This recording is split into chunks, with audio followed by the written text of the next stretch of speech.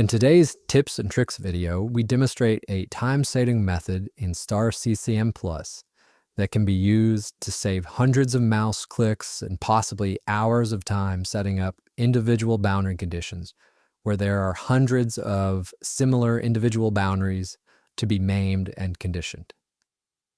First, we demonstrate the standard method on delineating and specifying boundary conditions.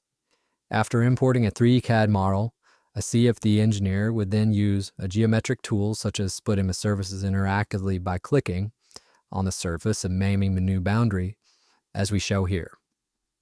And where it is convenient, one could attempt to multi-select hundreds of boundaries, which, if you've ever performed this task, you'll know, is a tedious task. The part is then assigned to a region where it can receive a mesh, a physics, and a specific boundary condition. And we subsequently go into this region to address the boundary conditions for each of the new boundaries created in the last step. Again, if you have hundreds of boundaries coming from the last step, you'll know it's tedious. Let's revert the model to its previous state to look at another way. In this method, we find a view that is convenient for multi-selecting tens or hundreds of boundaries using a rubber band selector. Here I'm using a top view of the data hall.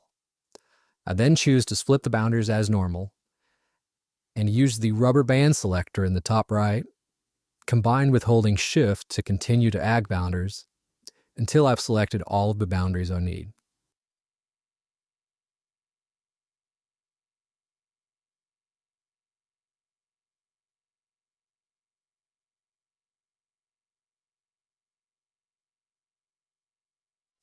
When I then promote the part to a region and inspect the new region boundary, I modify the boundary type and value to reflect what I want across the individual boundaries.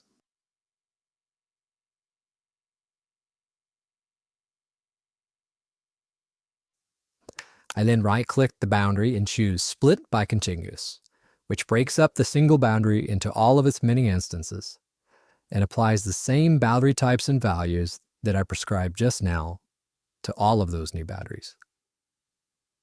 There you have it, one method for saving time on setting up repetitive boundary conditions in complex models. There are many other ways to achieve the same in STAR-CCM. We'd love to hear yours, so please share it in the comments.